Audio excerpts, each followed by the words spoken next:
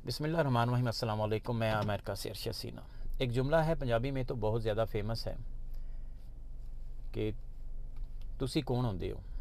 इसका मतलब ये है कि आपकी ज़ात पात क्या है, आपकी कौम क्या है। और ये इसका मतलब सिर्फ पाकिस्तान की हद तक है, क्योंकि ये एक सवाल है जिसके पीछे हमारी सोच छुपी हुई है।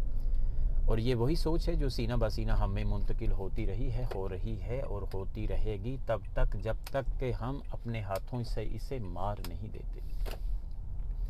ये सवाल जब पाकिस्तान में कोई बंदा किसी दूसरे बंदे से मिलता है, पहले से उसे नहीं जानता होता, तो उससे पूछता है तुसी कौन होते हो, आप कौन होते हैं, आपकी ज़ात आपकी कौम क्या है। और अगर किसी हिचकिचाहट की वजह से या किसी भी वजह से उससे ना पूछ पाए तो ये सवाल उसके जहन में घूमता रहता है और तब तक उसे परेशान किए रखता है जब तक वो उस बंदे के बारे में कहीं ना कहीं से पूछ ना ले, मालूम ना कर ले कि ये बंदा कौन है, इसकी ज़ात क्या है, इसकी कौम क्या है।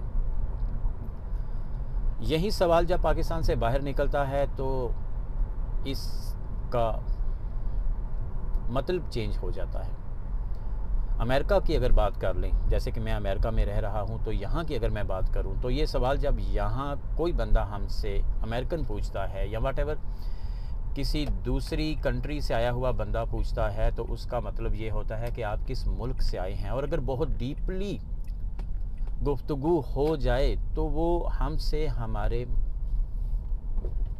मज़हब के बारे में पूछेगा,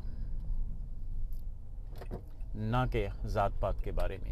हाँ, लेकिन अगर बात पाकिस्तानियों की जाए जो यहाँ अमेरिका में रहते हैं, तो वो ये सवाल करेंगे और उनके पीछे मकसद और मतलब भी यही होगा कि आपकी कौम और ज़ात क्या है। और उनके अंदर भी हलचल रहेगी जब तक वो पूछ नहीं लेते। और अगर वो ना पूछें तो पीछे से कहीं ना कहीं से पता करवाने की कोशिश करेंगे कि आपकी ज़ात क्या है, आपकी कौम क्या है। हम जानते हैं कि ये गंदी सोच है, लेकिन इसके बावजूद हम इस सोच के साथ जुड़े हुए हैं। हम चाहते हैं कि हमारे बच्चे अच्छे हों, लेकिन इसके बावजूद हम ये जानते हैं कि ये सोच गंदी है। हम ये चाहते भी हैं कि हमारे बच्चे अच्छे हों,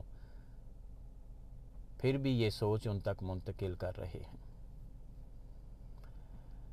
हमें चाहिए कि अपने बच्चों को पाक साफ रखने के लिए इस रिवाज से बाहर निकालें, इस सोच से बाहर निकालें और इस सोच को हम अपने इसी हद में ख़त्म कर दें, इसी वक्त ख़त्म कर दें, ताकि ये सोच आगे ना बढ़ सके, ये सोच हमारे बच्चों तक मुंतकिल ना हो सके, ये गंदगी हमारे बच्चों को गंदा ना कर सके, ये दीमक हमारे बच्चों को ना चाट सके। इसके लिए इस सोच को हमें ख़त्म कर देना चाहिए, ताकि हम अच्छे इंसान और सबसे बड़ी बात अच्छे मुसलमान बनकर रहें। अपना बहुत सारा ख्याल रखिएगा और कोशिश कीजिएगा कि ज़ात पात के रिवाज से निकल कर एक अच्छे मुसलमान बने। जज़ाकल्लाह।